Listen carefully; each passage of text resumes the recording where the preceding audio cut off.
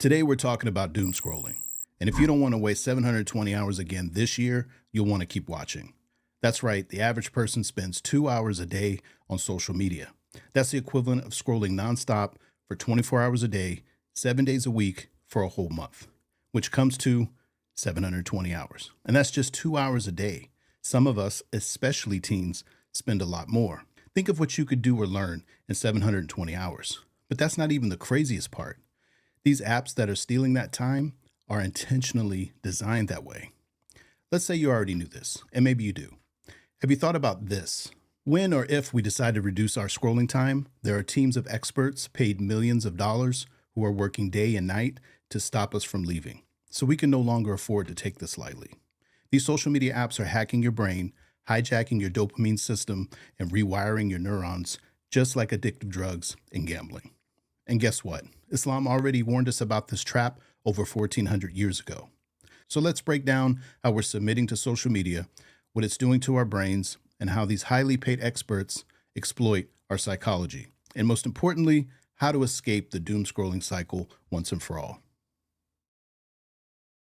All right, here's the thing. Your brain was never built to handle social media. Now, I don't mean just notifications, the endless scrolling, or the constant distractions. I mean at a biochemical level. Dopamine is your brain's reward chemical. It's what makes you feel pleasure when you eat good food, accomplish a goal, or hear a joke that actually lands. But here's the problem. Social media hijacks the system by giving you tiny bursts of dopamine every time you see something new. That's why scrolling feels rewarding even when it's pointless. Your brain gets tricked into thinking it's achieving something. Studies show that platforms like Instagram, TikTok, and X use algorithms designed to maximize engagement, meaning they're engineered to keep you hooked. Every like, comment, or share reinforces the behavior, just like how a slot machine rewards a gambler. And that's not an accident. Social media companies hire psychologists and neuroscientists to make their apps as addictive as possible. So, how do they do this? To understand, we need a quick refresher on the role of dopamine and how it relates to social media. Dopamine is the feel-good neurotransmitter responsible for motivation, pleasure, and reinforcement of meaningful behavior. It plays a major role in habits and addiction. When you receive a like, comment, or new piece of content, your brain releases small surges of dopamine, reinforcing the habit and encouraging you to come back for more. So your brain doesn't just release dopamine when you get a reward, it actually releases more dopamine in the anticipation of a reward. This means that even before you see the number of likes or comments, your brain is already craving the experience. This creates a reinforcement loop where you keep coming back, hoping for another hit of dopamine. Now, let's move on to how social media companies intentionally exploit this mechanism. One of the ways is through the use of a tried and true design and algorithm, the slot machine. It's called the variable reward system, or the slot machine effect. Social media platforms are not designed to give you rewards at predictable intervals. Instead, they use a variable reward system, just like slot machines in a casino. Here's how it works with a slot machine. First, you pull the lever, the action. Then, sometimes you win a payout, reward, and other times, usually most of the time, you get nothing. This unpredictability keeps you coming back because your brain craves the next hit. It craves the anticipation. Dr. Anna Lembke states in her book Dopamine Nation that many highly addicted gamblers actually enjoyed losing just as much as they enjoyed winning. This counterintuitive response is explained by two key factors. Number one, risk and excitement. The highest dopamine release in addicted gamblers occurs when the chances of winning and losing are equal, suggesting that the thrill of the risk itself is highly stimulating. And number two, loss chasing. Addicted gamblers often engage in loss chasing when they continue gambling to recover losses. The intense pleasure derived from this behavior can be strongest when they are actually losing. Dr. Lemke notes, and this is crucial, that for some compulsive gamblers, the act of gambling becomes separate from the outcome. The pleasure comes from being in the headspace of gambling, which she likens to an alternate reality where external concerns fade away. This state of self-forgetting becomes highly reinforcing regardless of whether the gambler is winning or losing. And this is where social media comes in. Let's look at how social media uses this mechanism. First, you scroll through your feed, pull the lever. Then, sometimes you see an amazing post, reward, and other times you see boring content, no reward. The anticipation of the next great post keeps you scrolling endlessly until you enter the stage of self-forgetting, just like with an addicted gambler. Now, let's take a quick look at the specifics of how the experts use all of this in the apps.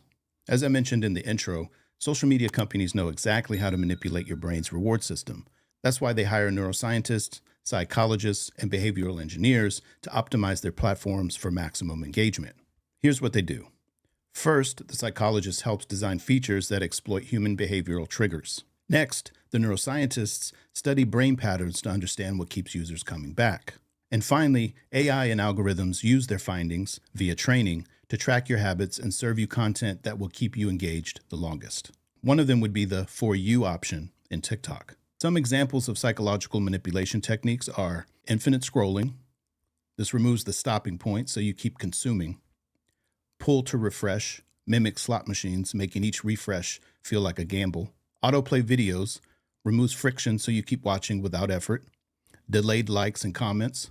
Some platforms delay notifications to increase anticipation, making you check your phone compulsively. Even your mail app does this. Personalized algorithms. They don't just show you content. You're giving content that's engineered to trigger emotional reactions, keeping you hooked. The longer you stay on the platform, the more data they collect. The more data they collect, the better they can manipulate your experience. They use AI-driven behavior predictions to serve content they know will keep you engaged. Remember how I said that Islam warned us about mindless distractions over 1400 years ago? Allah says in the Quran, "By time, indeed mankind is in loss, except for those who believe, do good, and remind each other of truth and patience." Think about it.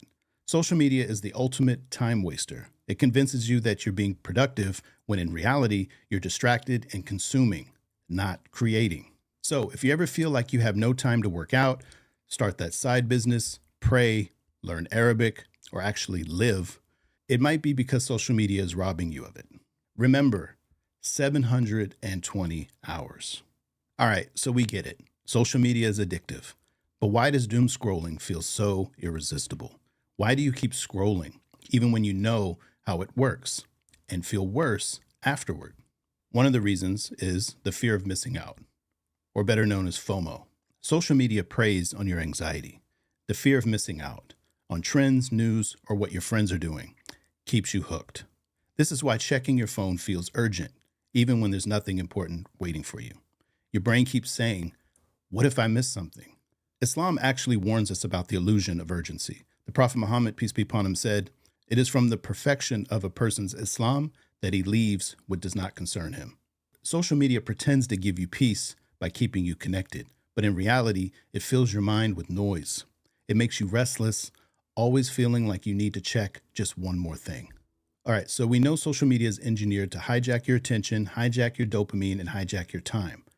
But how do we break free? Here's a good 3-step system to get started. Step 1, cut the dopamine hijack. Turn off notifications.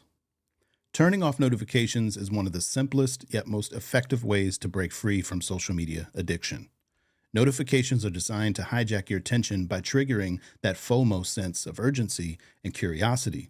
Every time your phone dings or buzzes, your brain experiences a micro spike in dopamine, reinforcing the autopilot habit of constantly checking your device. It eliminates constant distractions. When notifications pop up, they interrupt whatever you're doing, making it harder to focus on deep work, prayer, meaningful conversations, or even the movie you're trying to watch. In fact, it can get so out of control that you don't even need your notifications on.